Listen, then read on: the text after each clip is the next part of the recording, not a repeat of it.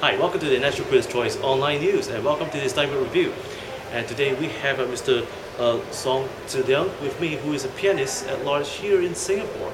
And he has produced this wonderful project that's coming up in this upcoming show, known as Project Laksa. And he's going to tell us more about it. Mr. Song, welcome to my show. Thank you very much for having me. Yes, and tell us, how did you came up with that name, Project Laksa, and why? Well, the very origins of this concert dates back to 2005 when I first went to Moscow to study, where I was introduced to Bach's Coffee Cantata. And it was one of the works that remained with me because it is one of the first instances where we see food combined with music, because Bach was trying to popularize the drink coffee then back in Germany. And later on, fast forward 8 years, I went to London to study, and they had a project where they commissioned composers to write perfumes and scents. I got this idea of why not we have this project in Singapore to showcase food, because I mean food, it has got scents and smells and fragrances. So that was how the idea came about. And when I had my debut recital in Singapore 2 years ago, I put up the idea with the journalists, and it found resonance with them, and they featured me as the pianist who would like to do Laksa music. So I took up the challenge to offer and came up with the idea of having this project Laksa. Okay, and now this Project Laksa is actually a recital itself. It is a chamber music concert, and basically we want to bring classical music to more Singaporeans. So as we have got food, I thought it would be a good way to bring in people who love food in Singapore, because the food blogs in Singapore are in abundance. So we decided to bring in familiar classics to combine it with the highlight of this concert, which will be the Laksa Cantata, written by award-winning Singaporean composer Chen Zhang. Now that you have this Project Laksa brought about in reality, how long did it take you to work on this project? It took quite a long time, honestly, more than 2 years. The reason being is, if you look at the history of classical music, composers have written a lot, from the beginnings based on religion and political events, and expressing themselves, their emotions, and the 20th century and different movements like Impressionism, Expressionism, Modernism. You can go on and on, but food has been curiously left out. Oh, okay. And because music is essentially, I read in this Indian book, actually Indian music book, it says music is the language of emotion. And this phrase finds resonance in a lot of musicians, be it classical music. When we talk about even someone like Steve Tyler, Aerosmith, band in the 70s, the music expresses certain emotions. And food is really very much left out. So you are going to be the pioneer of spearheading this movement. Well, not really the pioneer, but I think I remember Bernstein having similar things. Rossini writing of pickles, and there are a few more examples, but it hasn't gone into the mainstream yet. And the reason of having it here in Singapore is because we have cuisine that is multicultural. I mean, you cannot find anywhere else in the world. Although globalization, it's leading like Italian restaurants, even Syria, war-torn Syria, where I heard on BBC program, they even have gelato bars, Italian restaurant, coffee bars there. So I mean, with Singapore, we have different food. So why not have a project Laksa to showcase our own culture and bring it to audiences? So this is going to be a real first time for the audiences to experience Project Laksa. Well, I think so. I mean, there has been precedent. I mean, I do not want to deny that because when I went to the arts house once just for a meeting, I came across this program booklet of Robert Castillo's concert, and it was quite close in the sense that he had I think I remember recipes inside, but it was all more about plants and music, but not so explicitly about food. Amazing. So are you a foodie yourself? I do like eating. I would not deny that. So you have tried, well, you have lived growing up eating laksa, I suppose. Well, the paradox is this.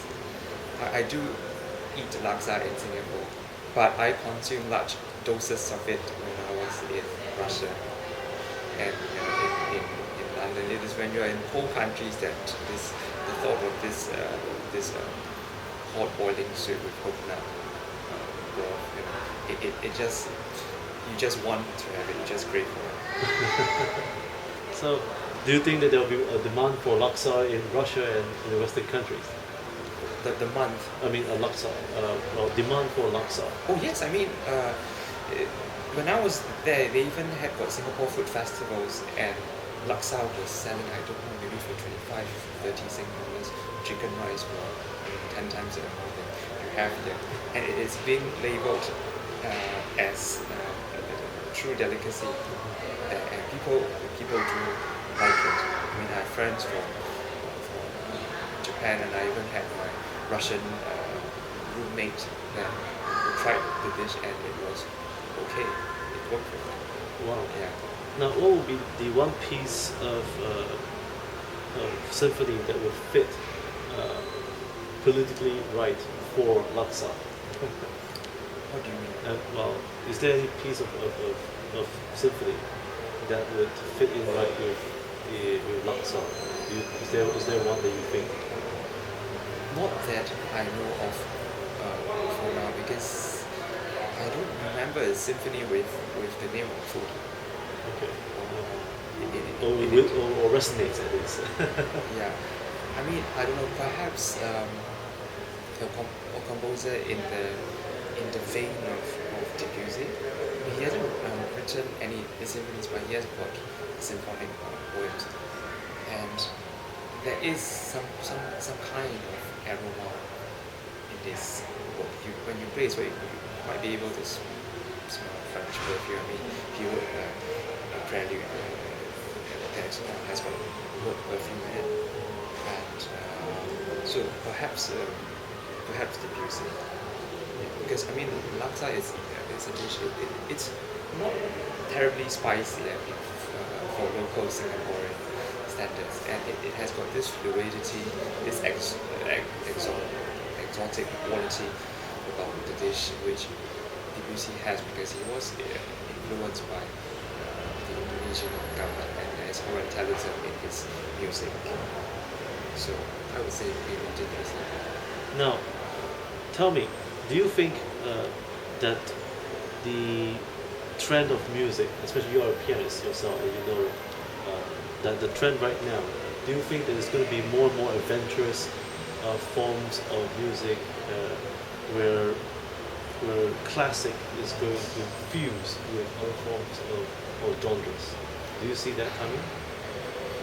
I personally see it coming, and there's great potential in it. Reason being, classical music is an art form that is predominantly about composers who have died 100, 200, 300 years ago. Although they are living composers like Chen Zhang, who is my age and is writing brilliantly. But if you talk about a composer 300 years ago, there might be some sort of cultural gap.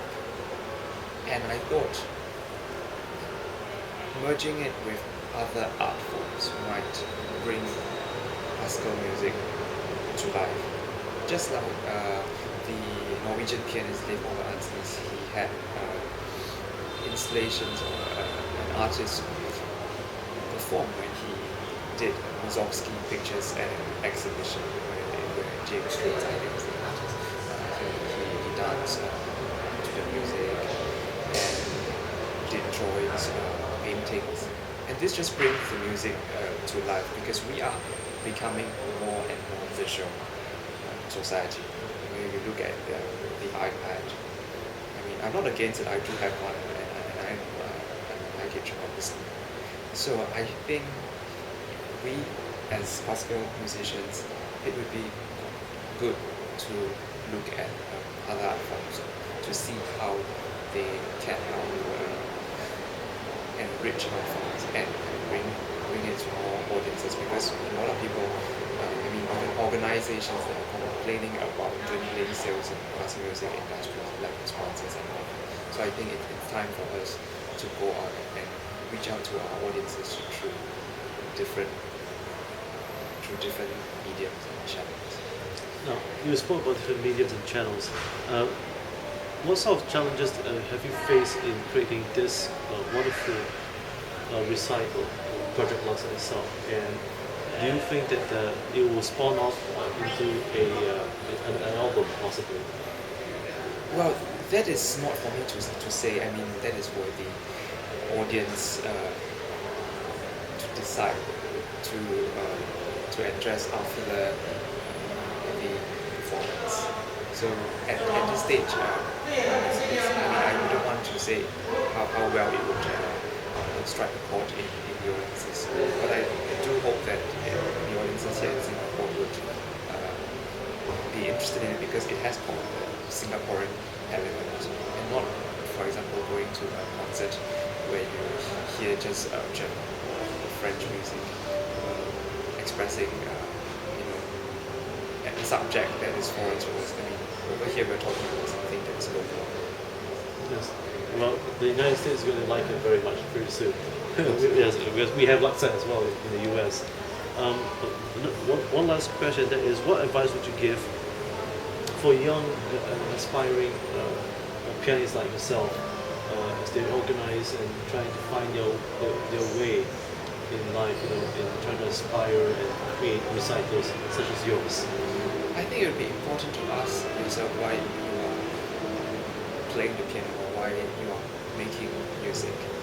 Perhaps to also know who you are. Like, for example, I'm a Singaporean, born in the 20th century, 1984 20th century.